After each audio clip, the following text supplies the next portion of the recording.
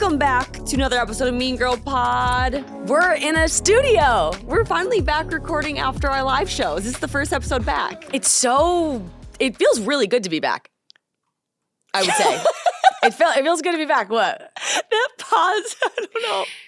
This is our second recording of the day. We're like going a little crazy. It's so funny too because every time you say, welcome back to an episode of Mean Girl Pod, it's like I can say anything there. Like, it could be whatever I want. No, literally, it's you. What you say will carry the show.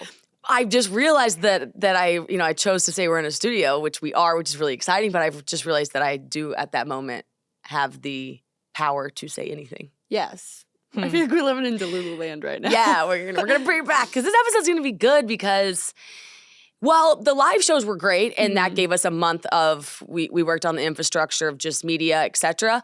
But it's so funny because now we're going to be back in that cadence of like talking to you guys every week. Yeah, someone DM'd us the other day, and they were like, when are you guys going to go back to recording on a regular schedule so we can stay updated with your life? And it's like now, which is so fun because we've been keeping a little bit of a running list of everything that's happened over the past, I think it's been like 3 weeks, and I'm so excited to share my life. I know you're so excited to share your life, so it's going to be fun. What are we talking about today?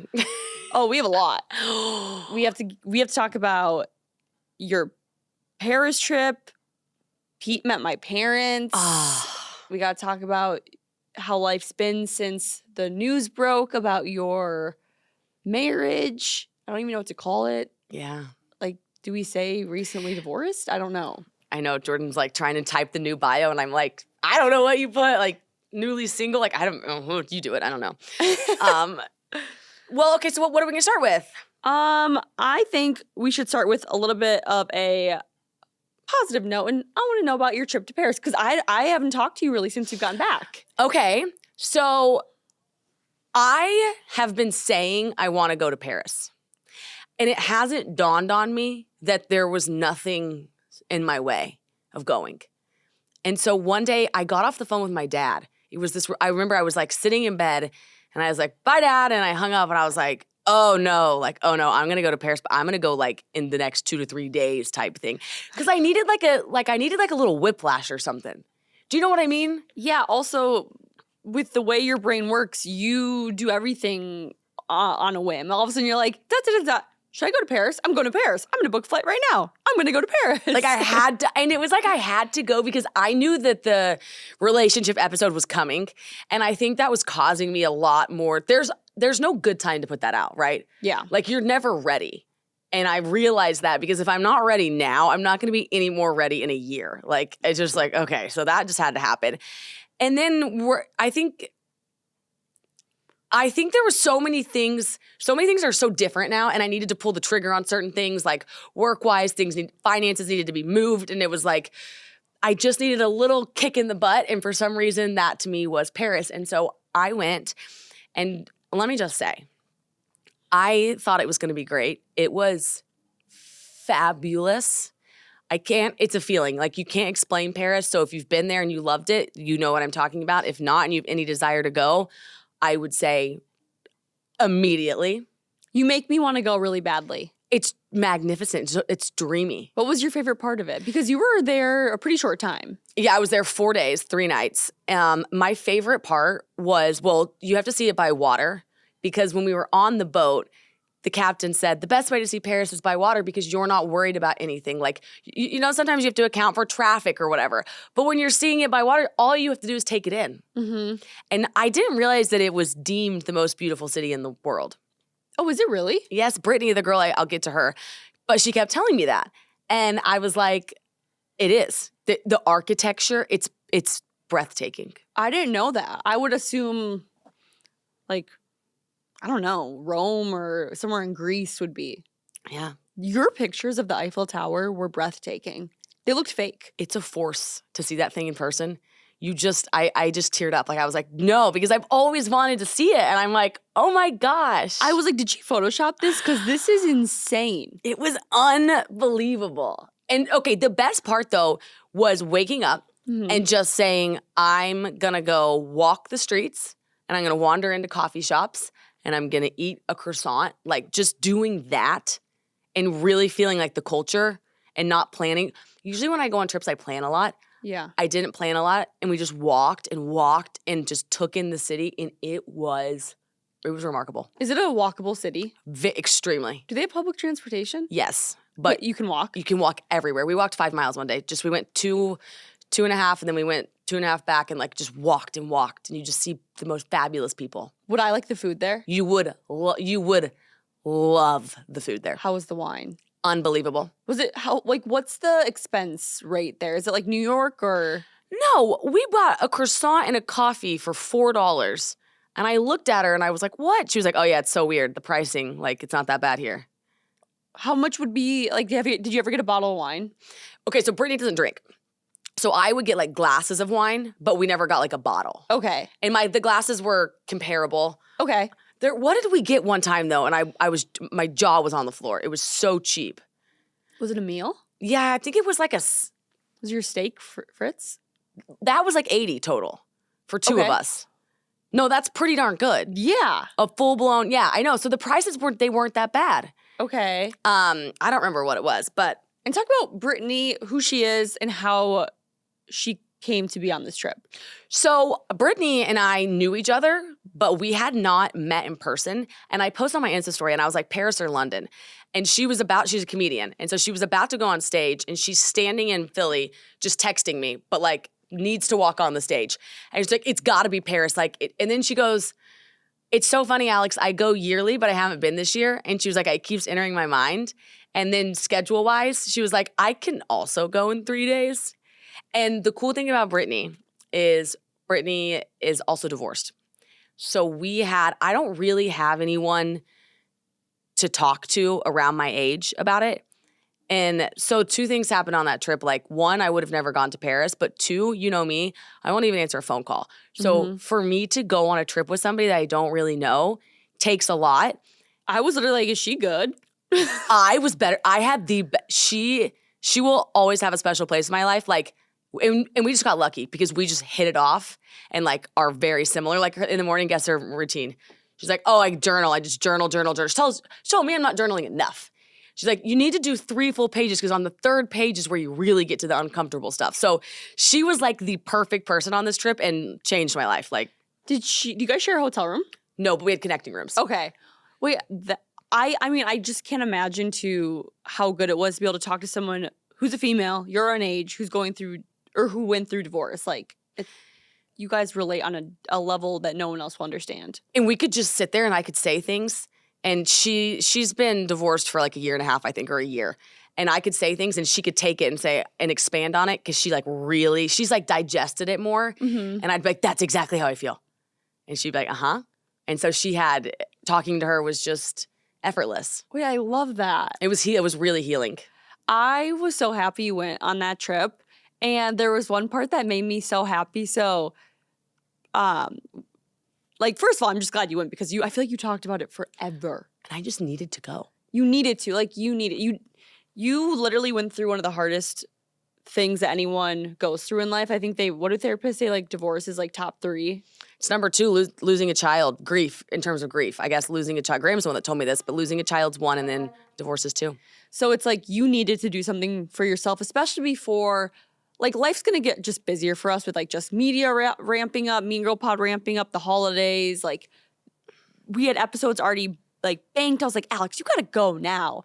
But one of the days, so you were only in Paris like 4 days. And one of the days we had a meeting set. And I remember you were at dinner and you like texted me and you were like, Jordyn, can you take this call? And I was like, of course, like, you're in Paris. And you're like, I don't want to be the hero right now because I know in a year if I don't just go to dinner and enjoy it, I'm going to look back and regret it. And I was so happy you said that because I was like, in no way, shape, or form is a 30-minute call ever going to be more important than you experiencing a beautiful dinner in Paris. Let's talk about OUAI, the best thing that has happened to our hair in a very long time. And you know what's coming up soon before you know it? What? Christmas. You got to buy Christmas presents. I know. And are you the type that like already has yours done by July or no? So I don't have mine purchased yet, but I have a note on notes. I have a running note on my phone with like my mom, dad, Pete, brother, and the gifts that I'm going to be buying next to it. Well, what you need to get your mom is all of your favorite OUAI products. And I have been using the leave-in conditioner and the dry shampoo religiously because I will go a full 7 days without washing my hair, and I just pop in the dry shampoo, and I've been loving it. And I know you said that you were obsessed with the hair oil. Yes. So I've tried so many oils on my hair over my whole life, and their hair oil I'm literally obsessed with. One, I wash my hair every day, so my hair is naturally more dry. It hydrates my hair. It makes it shiny. I have it in today, and it also gives me like this like nice like blowout. Like I don't have to use any hot tools on it besides my hair dryer when I use the oil. That's so nice, and it's for the oil specifically keeps your color from fading, which I think is really important. And so, ladies and gentlemen, lucky you because you're going to save 15% off site-wide when we give you 15. I know Did it's you say incredible. 50? No, 15. Oh, 15. 15%. Still good. I might have said 50. You did. I was like, what? Holy cow. Still, 15's good. Yeah. We'll take any discounts this holiday. So whether the person you're gifting has fine, medium, or thick hair, or multiple hair concerns, OUAI's got you covered. So go to theouai.com. This is TheOUAI. That's TheOUAI.com for 15% off site-wide and enter promo code GIRL. That's TheOUAI.com for 15% off with code GIRL. It was this, because I think that there are things, that was like a euphoric moment because, and it's crazy that it took me being at a 2 Michelin star restaurant in Paris, looking amongst the lights, like having this fabulous dinner, but it was a really authentic dinner. It wasn't like a fancy dinner. It was like a cool. Mm-hmm. And I in that moment, I'm like, okay, I got to go outside for this 30-minute call. And then I thought, did you just hear yourself? Like you getting up to take that call would have done me more harm. Not taking it, like, because there's times where I think in this journey where you say that was a pivotal moment, like you drained the accounts to zero or something, or you stayed up all night, and there's going to be those times. But this wasn't that. No. And I was like, this isn't the hero moment. Like the thing to do here is not go to the call. And it wasn't like this was a groundbreaking call that was going to change the shape of our lives, or it was like a call with an investor or something. It was just a basic call. It was random, just one of those calendar fills. And it was at 8 o'clock Paris time, and you're at dinner, and it just made me appreciate like the way you do work so much more. And it made me also take a step back and be like, no, it's the little things in life that matter. And it's like the put down the phone moments in life that matter. Like that's, we don't glorify that enough. Like we're always like, work. But it's like doing that trip gave me so much clarity. Yeah. Like I work better now. Yeah, I remember one time someone emailed us, and you had emailed them at like, I think it was like 1 o'clock in the morning. And this was like during like you weren't sleeping stage. And I remember like gave you a high five and was like, I can tell you're working hard. And I was like, I don't appreciate those types of people anymore who like give us pats on the back for like working the long hours. I appreciate people who like do the hard work, but also like balance their life and make sure they're living a life full of fulfillment and spending time with their friends and family. And it's just the older I get and the more that we're doing this, especially now that we're like creating our own business, I'm just like, I'll never look at someone and be like, I want to be like you because you work harder. I look at people and I'm like, I want to be you because you work so hard, but you also have such a balanced and fulfilled life. I agree. And I thought, I remember when he sent that. And what I thought at that time was, I might email you at 4. There might be weeks where it is all day, every day. Mm-hmm. But that's not like, that's just the process. Yeah. That just needs to happen. And I just don't know why we would hand out like a clap for that. And then there's going to be times where there's a Friday where we're like, phones are off, everyone go do something. Like just the richness that needs to happen. Yeah. But not for any types of, not medals, nothing like that. Just simply, that's what I've learned this year too, is like, it's been a tough year, but on the other side of it is just, this is just shit you got to do. Yeah. And that's it. Yeah, I know. I loved that you said that because I was like, you're not going to get, I don't know the next time we're going to be able to go to Paris. Oh, hopefully soon. Hopefully soon, but it's not going to be. Like you'll just never look back at that moment and be like, dang, wish I didn't take the call. Now you can be like, I'm so happy that. And it was one of my favorite dinners. I was like, yay. Yeah, so go to Paris and see the Eiffel Tower. Go walk and get a coffee, and you have to do the boat thing. So those are my Paris recs. Okay, Paris is on my bucket list now. Thank you. You must go. All right, let's talk about Pete meeting the parentals. Oh God. Yeah. So like I was saying, we had episodes banked. So you were like, I'm going to Paris. And I was like, oh, I'm going to go to Florida. And so Pete and I have been together for like 4 months now, and my parents are like, we want to meet him because I don't know the next time they're going to have the opportunity to. They live in Florida. He's from New York. Like, my parents don't come to New York that often because they live in Rhode Island all summer. So that's like in their head when they come to the Northeast. So I was like, let's go to Florida. So we went to Florida. He met my parents. It was so great. Like, they love him. He loves them. But the part of the story that is just so funny is when he met my parents, we went to the beach and he got stung by a jellyfish. Oh no, not jellyfish, a stingray. A stingray. He got stung by a God, stingray. that's so much worse. He got stung by a stingray. Okay, wait. Did I say jellyfish to you earlier? I think you said jellyfish. Stingrays are those are the big bad boys. Yeah, where they have so when you get stung by a stingray, it's not like a jellyfish sting where they just like sting you. They have a prong at the end of their tail that goes inside you. So, okay, wait, where were you? So we were at Lido Beach in Sarasota, and I have to like explain this full story because it's like I felt like I was in a movie. Oh my God, okay. So we're going to the beach for like a nice day. It's like 80 degrees out, literally not a cloud in the sky. In the Sarasota beaches are stunning. It's like where Siesta Keys is. It's like beautiful white sand. And that day my mom was like, yeah, the water's so nice. Like, people can see stingrays and dolphins and all this stuff. And in my head, I'm like, oh, stingrays are so nice because they're at petting zoos. Like, they just float. Like, because when people go on vacation, like. Totally. Besides R.I.P. Steve Irwin, but that's because he got stung in the heart. But my parents went on a walk. They came back, and then I was like, Pete, should we go in the water? So we're going in the water, and the water's so beautiful and shallow, and you can walk out super far because it's like the high sands that kind of go low. And we're just like walking in the water or like splashing each other, being like cute, flirting. But they were just like, haha, I'm like, don't splash me. All of a sudden, Pete like drops to the floor or in the water. Oh my gosh. And he's like, ow, oh my God, Jordyn, something bit me. And I'm thinking like maybe he stepped on like a glass bottle based off of like a scream. And he picks up his foot. And I'm not kidding you, Alex. There's a hole in his foot and blood. Okay, so he got stung on the side of his ankle.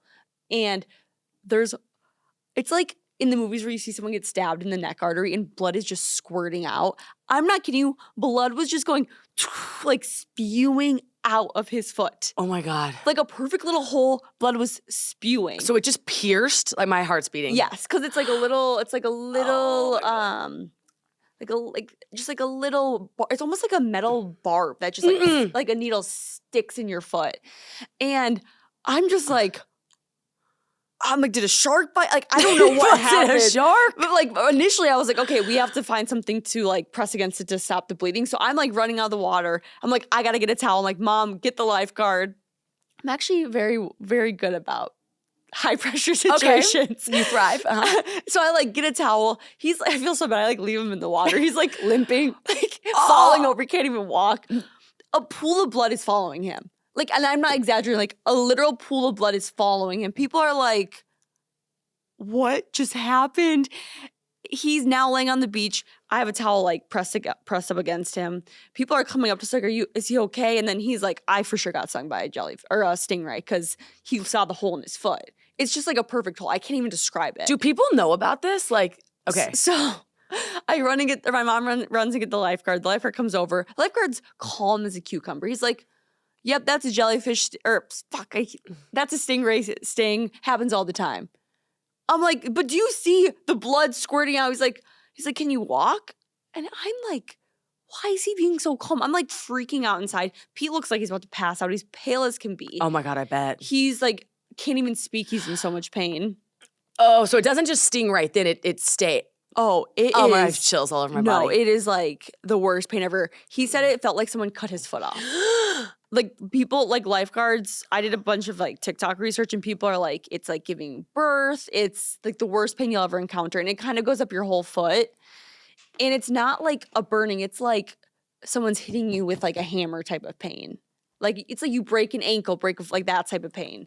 Oh my gosh. And he gets into the car of the lifeguard, blood's just going everywhere. Like my beach towel was soaked in blood. We get to the EMT area. He's walking and blood is literally just every step. Like just squirting out of him. We get to the head lifeguard and he's like helping him bandage up. He was like, yeah, and like this happens literally every day lately because I guess it's like jellyfish season. He's like Stingray season. Stingray season. If I say jellyfish, I mean stingray. Stingray. It's stingray season and people are getting stung constantly.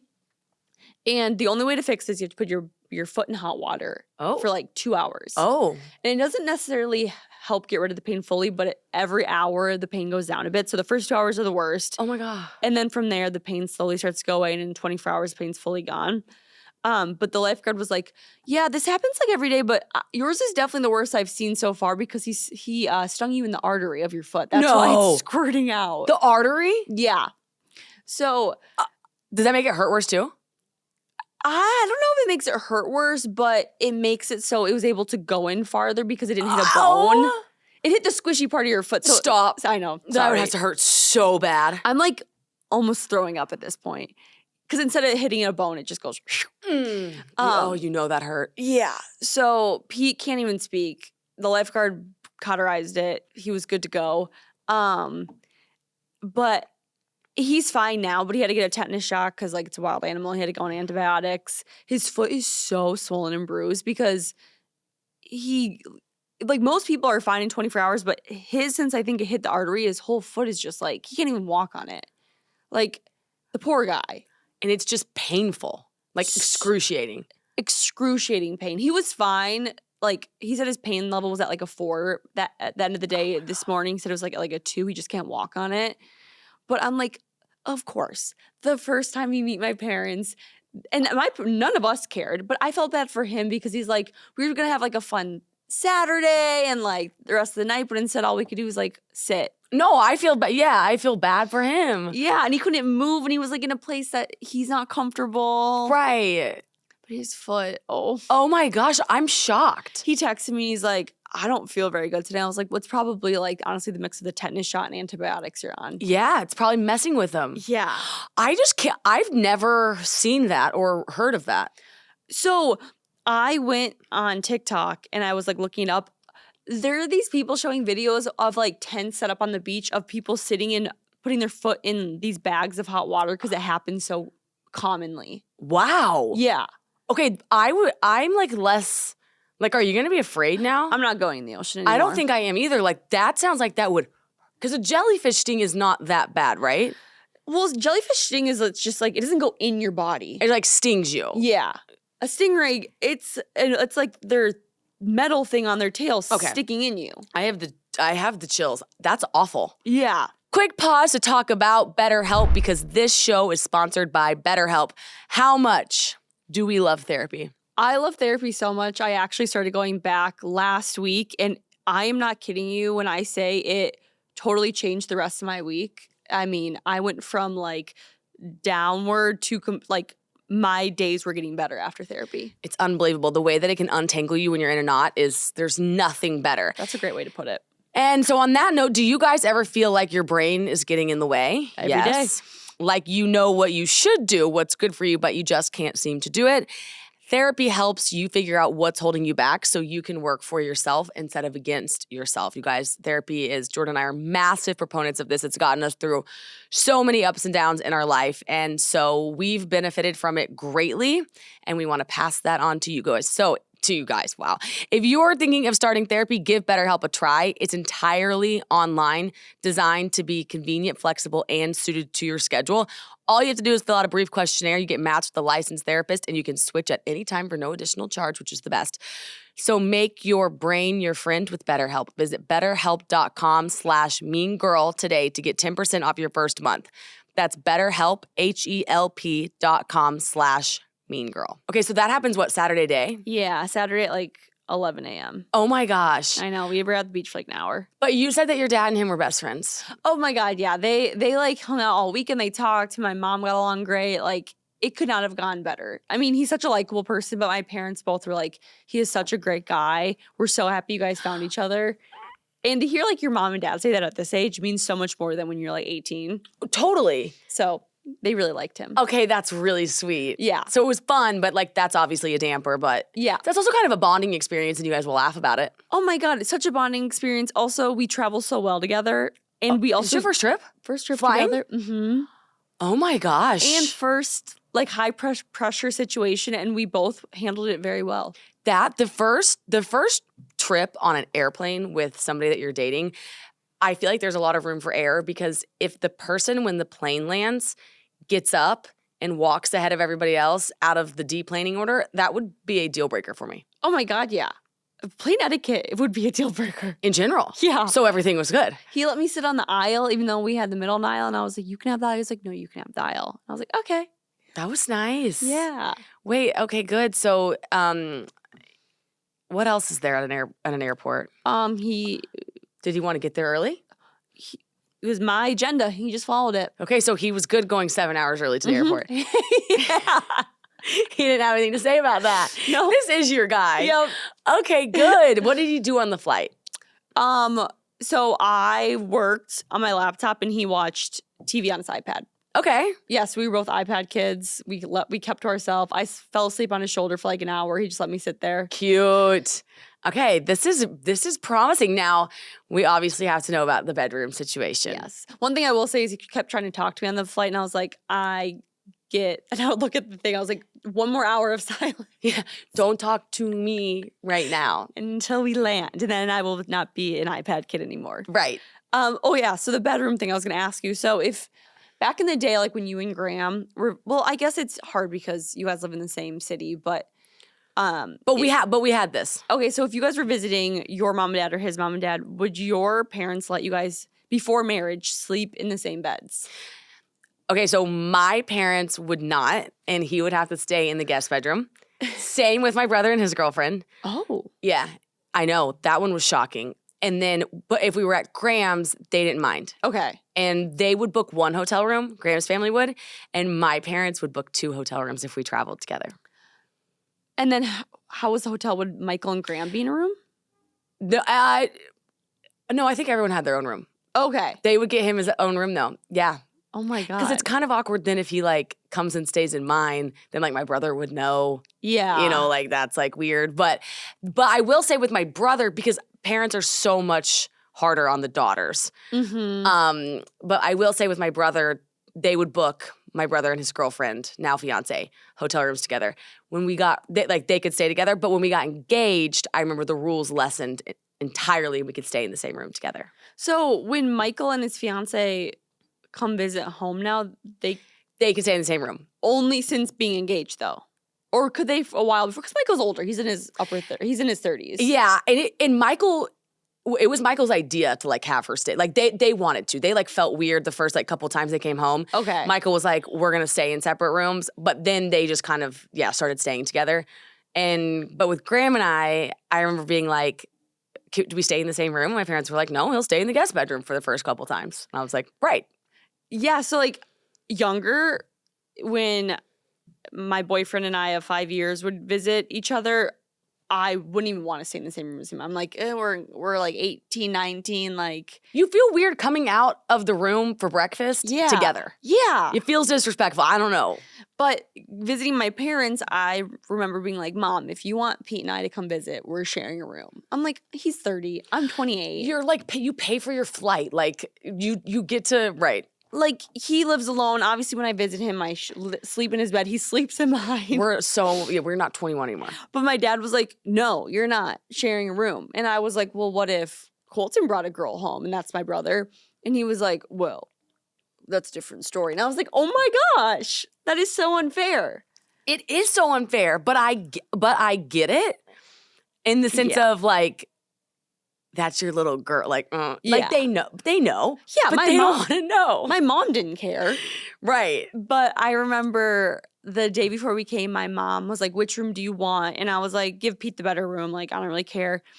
And she was like, well, Dad hasn't said anything. Maybe you guys can share the room. And then when we got there, I didn't say anything. And I just went like I put my stuff in my room and then slept in his room every night.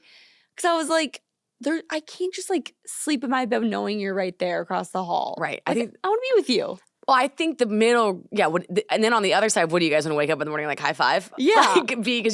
But I do like I put my stuff in my room and then that's like the middle ground. Yeah. And like we didn't hang out in the rooms. We were with my parents the entire time. The only times we weren't with them is when we were actually sleeping. It's not like we were like, we're going to go in our rooms and hang out. Right. You were respectful. Like you can read a room. Yeah.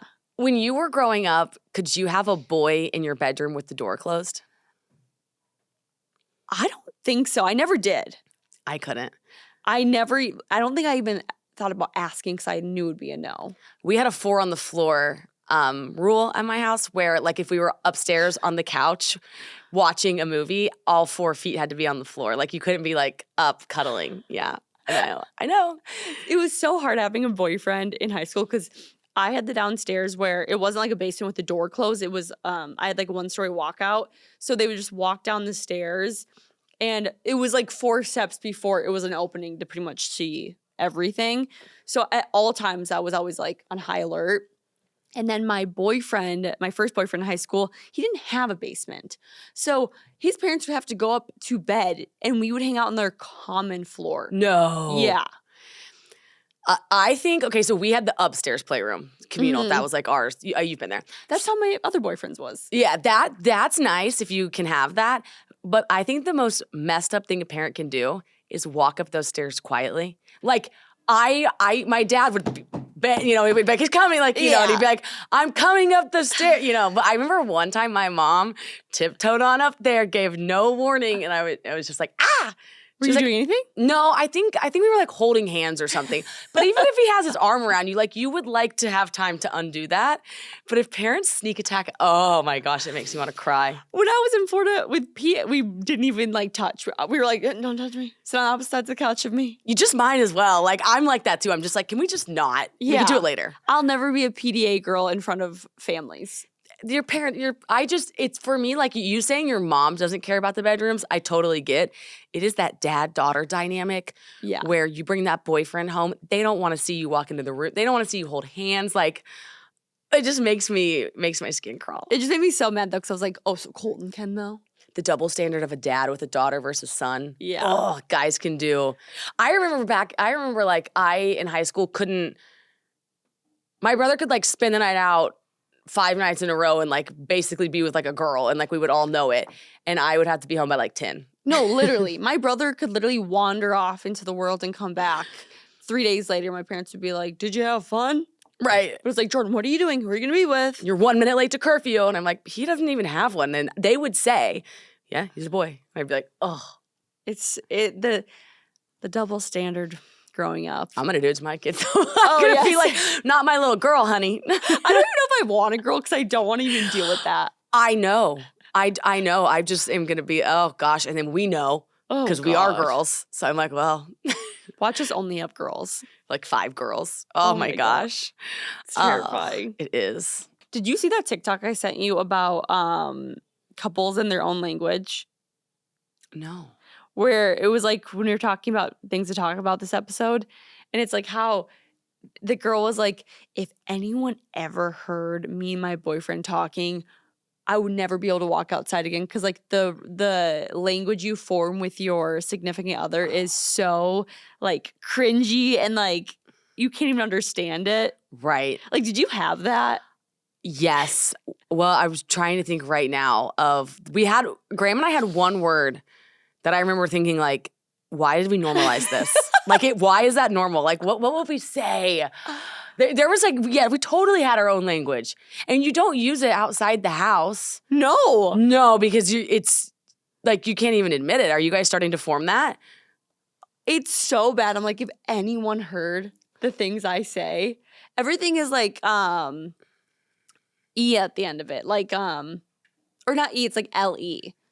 Like, I can't even say any of the words. Yeah, well, no, okay, wait, so I know. Like, you know how poodle, like a poodle? Like poodle, like a ul at the end of it. Okay, wait, so like you guys would say, what's an example? For the life of me. I remember Cudsies was Cuddles.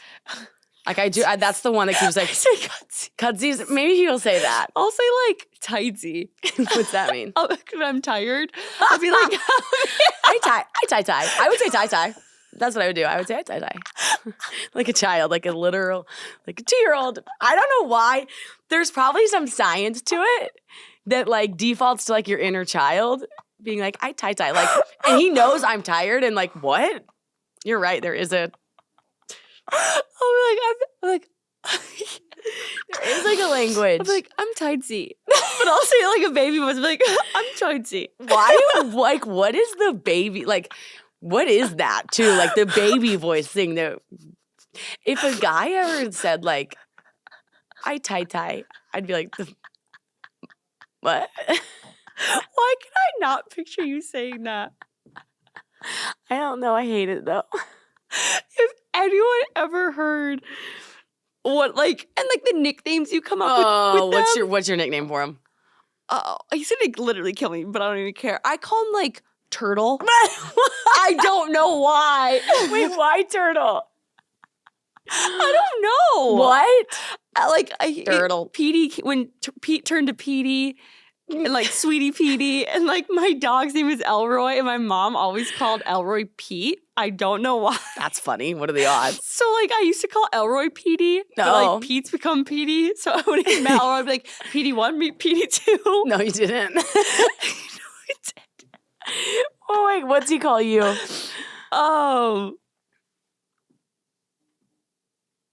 Nicknames are also they're just the best. Yeah, he calls me so many things. I can't even repeat them because they're so cringy. Well, I want to hear one. Give us one. We have to have one. The least worst. He calls me Pancake. That's cute. That's kind of cute. That's like the least cringe. That's kind of cute. Pancake's kind of. That's cute. Wait, that's cute. Aww. And I call him Turtle. Turtle. Where'd you get Turtle? I have no idea. But that's the thing, like, you can't explain it. It just happens. The origin of nicknames, you don't know how they exist. No. Like, obviously, like, AB, JW, like... We got that J-Dub, from somewhere. Like, obviously our names, but, like, I'm sure you called Graham names over your lifespan where you were like, how did I think of that? Yeah.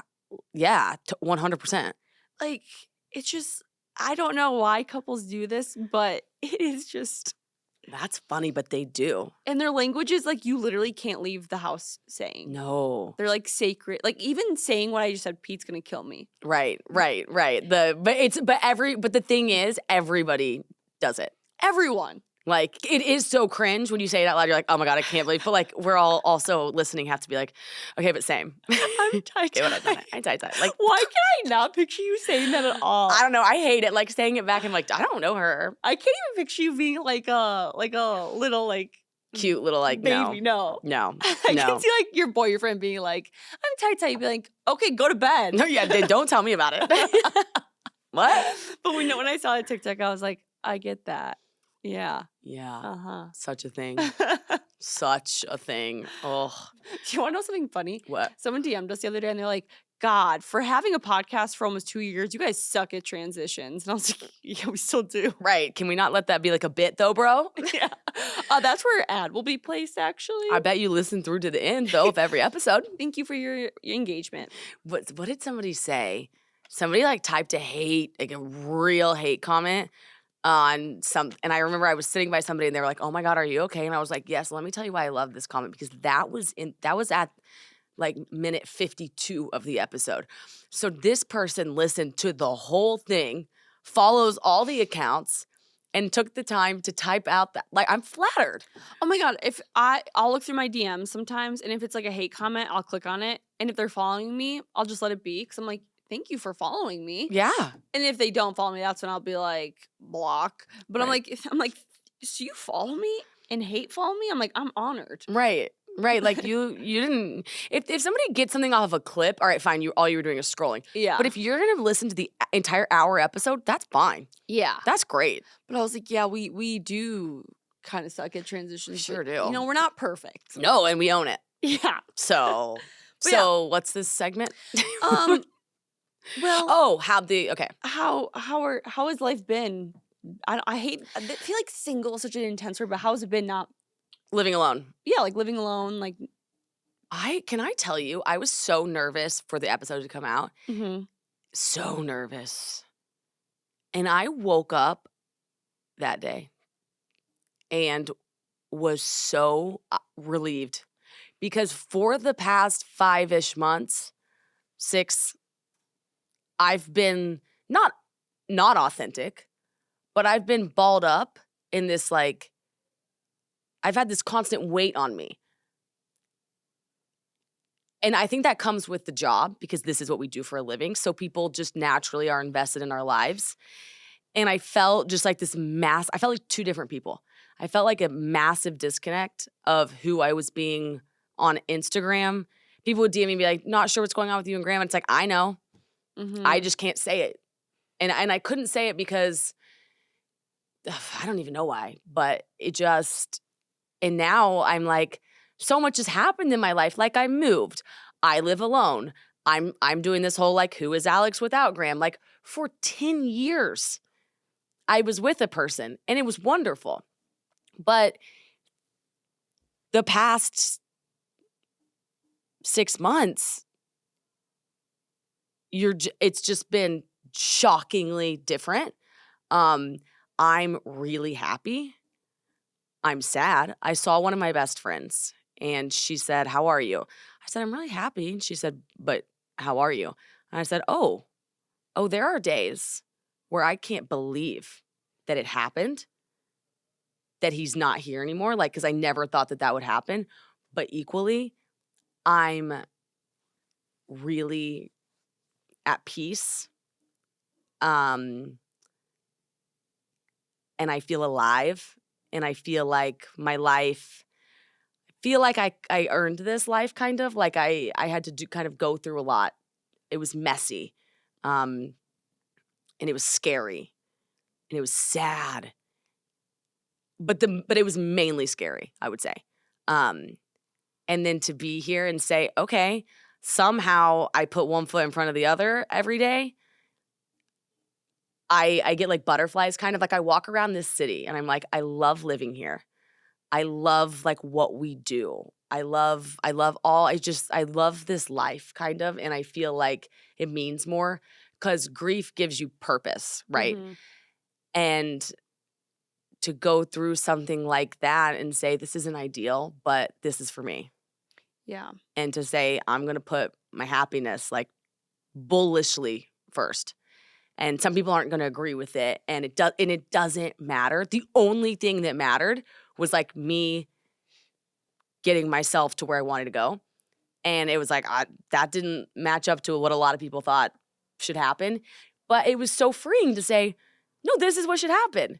Yeah. And so I'm so excited in the weirdest way that it's out there and I can now, because it was going to happen either way, right? Mm-hmm. So I'm happy that it's out there and now I can just keep living the life that I have been living. But I just feel like people have caught up. It was weird. I didn't owe anybody the episode, but I know Graham wanted me to do it. And I know we have shared so much. So why, that's kind of the duty of being honest on here. But I would see people like on the West Side Highway or something. And they'd be like, hey, AB. They'd be like a fan of the pod. And I'd just be like, hey. And I just always felt this, you don't know. Mm-hmm. You don't know. And I'm happy now that every piece of my life like matches.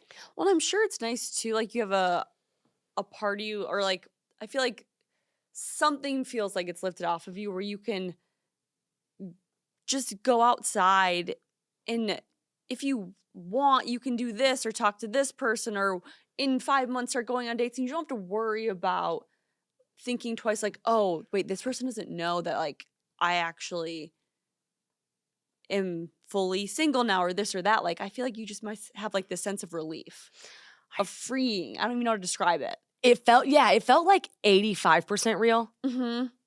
And now it feels, after the live show, it felt a little bit more real. But then that episode airing, now it feels 100% like real. Yeah. And like every part of me is caught up. And it's like I was running, I was over my skis, and now I'm like, we fell and we stood up and we were like, okay.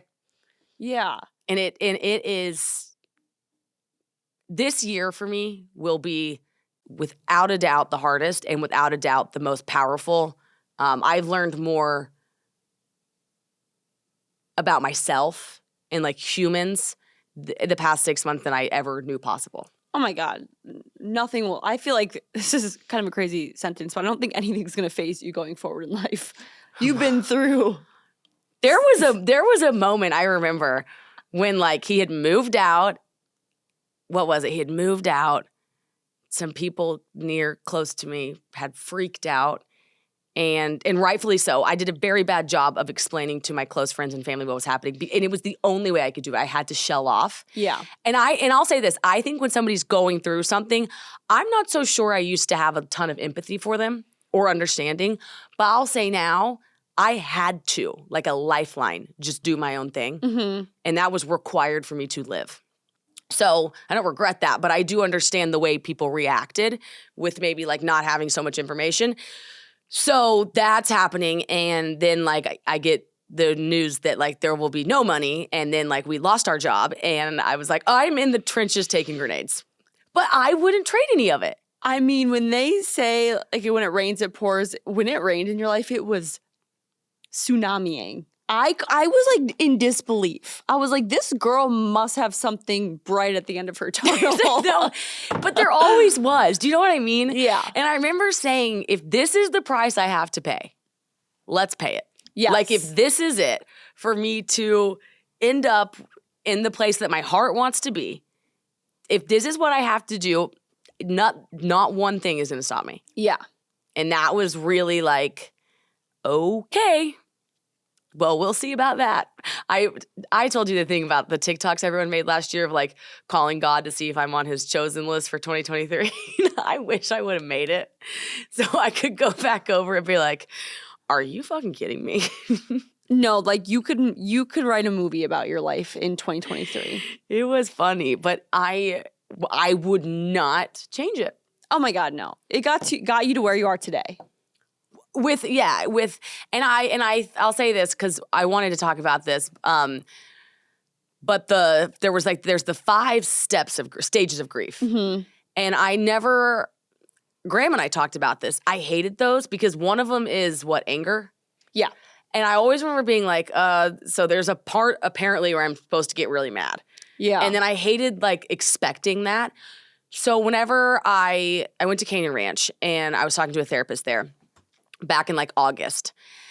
And I remember he said there's the 5 stages of grief, but have you heard of the 4 tasks of grief? And I was like, no, maybe that might be my thing. What are those? And he's like, number 1 is just acknowledging the situation. Like full-blown acknowledging it, meaning tell somebody. Number 2 is saying, what do I need to do around this to make myself one is acknowledging the situation, and by that, he means don't just acknowledge it to yourself, you have to say it out loud to somebody. Number 2 is feeling it, because when you feel every part of feeling really hurt, you start to feel more whole. So he's like, the hurt, don't like start a movie or don't go out or don't bury yourself in work. Like feel the hurt, and on the other side of that, you'll feel more whole and you'll feel more like yourself.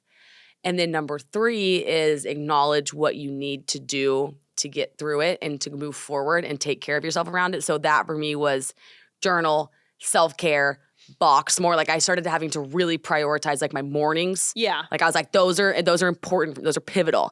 And then number 4 is let it give you purpose, and then identify that, and then take it and have like a very invested relationship with your purpose and say like, I went through this for a reason. So what's the reason? And then make that like your mission. I love that. I also, something else with the stages of grief that I remember you and I talking about was how you have these 5 stages, but they're not, is linear the right word? Or they're not all going to be the same amount of time. Right. Like you might be angry for a week and you might be sad for 6 months, or like vice versa. And that was super eye-opening seeing you go through all the stages, because it's hard because like everyone's process through grief is going to be so different. Yeah, you're so right. And like the way grief and relief, like there was times where I would be like, I'm so mad or I'm so sad, but I'm also would not trade this. Yeah. Like there were times where I would say to you, I remember being like there were times where it physically, like I was like, my heart hurts. Like I there was a couple times like I fell and I'd be like, oh, like I'm in pain. But so I could also put myself out of that pain, and so could he. Like there were times we would have the saddest calls ever. And we would say to each other, we could stop this, right? You just say, let's not do this. Yeah. But we both knew the only way out was through, and like you have to keep going. And it was so funny because I would be like, I'm in physical pain, but I'm also relieved, and I know what I'm doing is right. Like I've never understood like following your heart really. And on this one, it was like my heart just kept saying like, keep going. Yeah. Grief is a crazy thing. Like we all, like you said, go through those stages, but they're all so different and different time, like lengths of time, and how you deal with them is different. And it's just, it's a very like eye-opening process. Yeah. And there's a lot of people like hurting in the world, right? And I had understanding and kindness and empathy for them, but I've found girls that have texted me being like, okay, I've also been divorced. Some I didn't even know. And so I've gone through that. And I just think, oh, they know. You know what I mean? Yeah. Or if somebody's heartbroken or something like that, just to say, I think you used to would have told me that. And at a dinner maybe, and I would just be like, oh, I'm really sorry. I hope you're okay. Good for you. But now I'll be like, because it gives you the purpose and the perspective. And I'm like, oh, if somebody's going through something, I'm going to and they're handling it the best they can, but maybe it's not what I think. Yeah. I'm going to have so much more just like love for them that I wouldn't have had I not gone through it. I'm thankful for that. I love that. How has it been with like a different friend dynamic, or like, have you been making friends in a different way? Like, how have you been occupying your time? Like, do you have more hobbies? Because I feel like that's something that people struggle with the most when they get out of any type of relationship is like, well, now what do I do with my time? Number one, with like on terms of friends, my friends like really showed up for me. When they understood, when I opened up, they were able to receive. And that was nice. I learned a lot about people in this time. And I felt a lot of love respectfully because I was pretty closed off too. And they were like willing to love me when I gave them, when I finally opened up about it to them, they were like, I was so thankful and just like, it really put the power of friendship in perspective for me. But you know what else is funny is I spent the past 5 years almost not needing anyone else. Does that make sense? Like I just felt like I had him, and I would make friends, obviously, but I kind of lived in my own little world. And I have this like love and appreciation right now and like craving to make like friends, but like meaningful friendships. And like I have this ability to like show up more. And I'm on my own schedule. Yeah. And so I can be like, hey, do you want to go on a walk in the morning? And like, I don't know if that makes any sense, but I didn't ever have that in my adult life. Oh, no, I know exactly what you're talking about. You are fully in control of your schedule, and this will be the only time in your entire life where you will have full control, because as soon as you even get a boyfriend again, or if you have kids, like that instantly goes away. And it's such an empowering feeling to not have to, like, what's it called?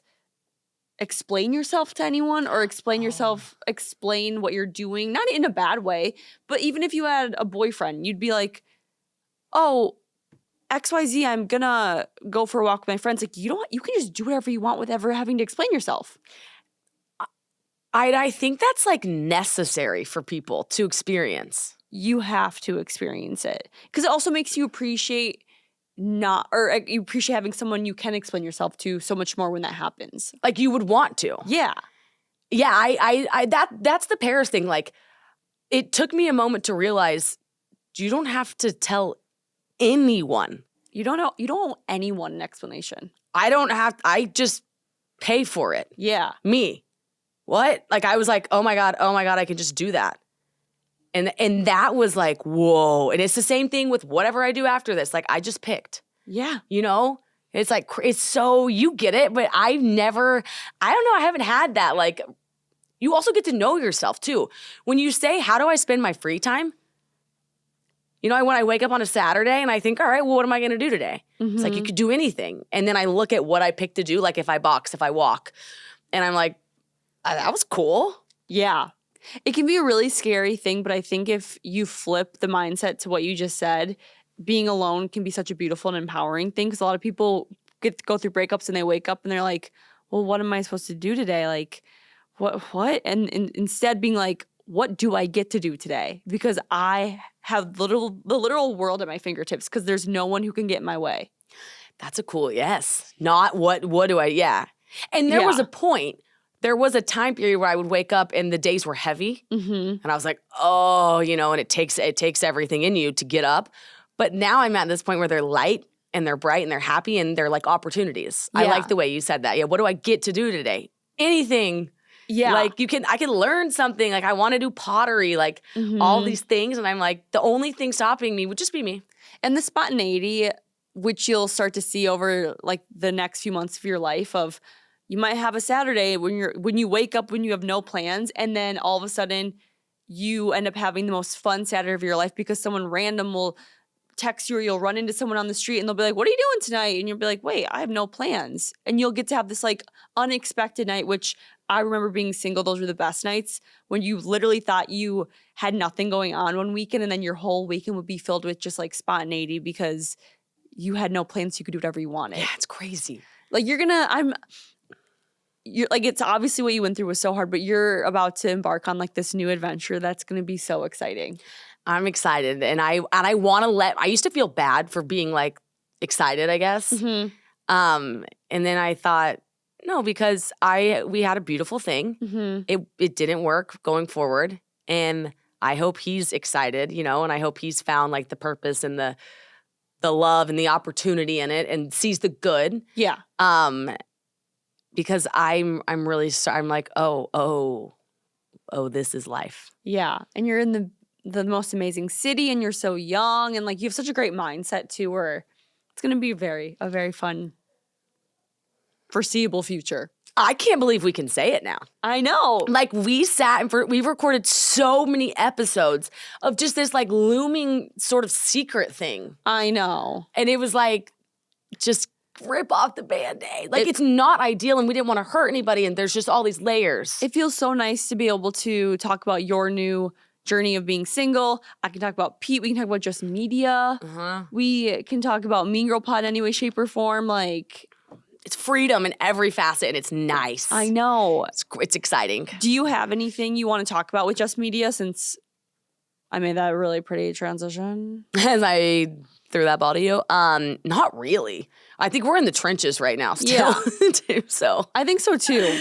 We'll keep you guys posted along the way. We're on, I would say we're talking to creators, because we're hiring, we're working on cash flow. Yeah. There's so many moving parts, but it's like all very exciting. But I think the biggest thing people ask is like, just what is it again? And it's like, that's the network. And then Mean Girl Pod's the first podcast, and then we're talking to a bunch of other ones, and then they will become part of the network, but it has to be the right fit. Exactly.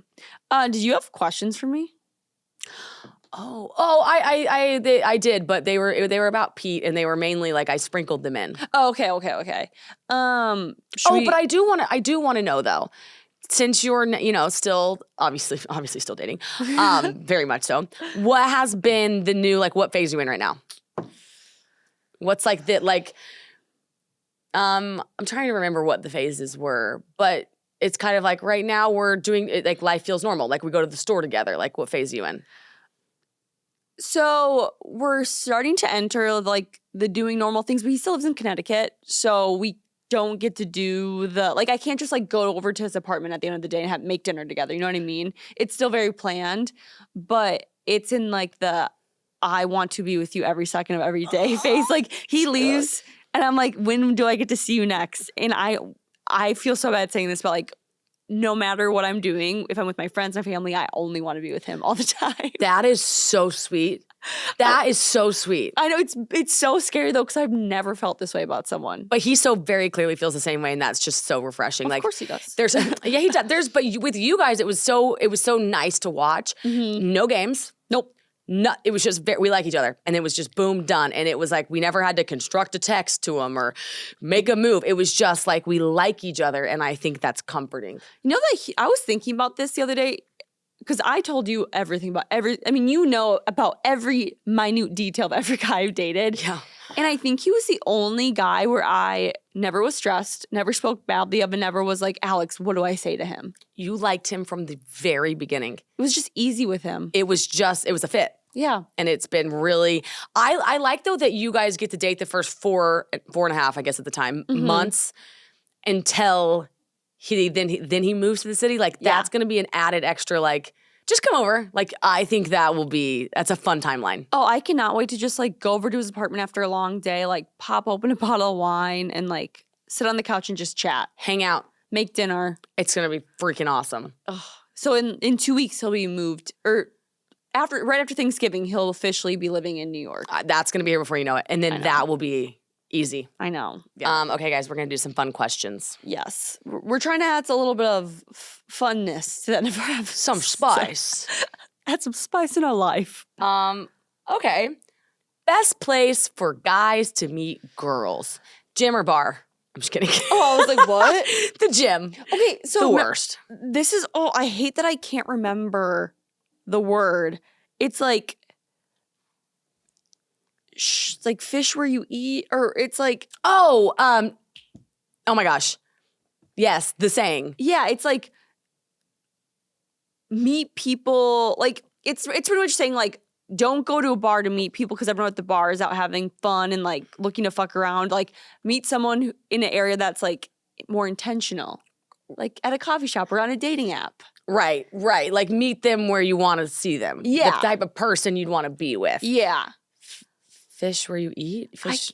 Yeah, I know the saying. It's going to piss me off. Some people used to always tell that, because I used to always be like, I want to go out and meet guys. And my friends would be like, why? They're the worst types that you're meeting at the bars. So LinkedIn's a good spot.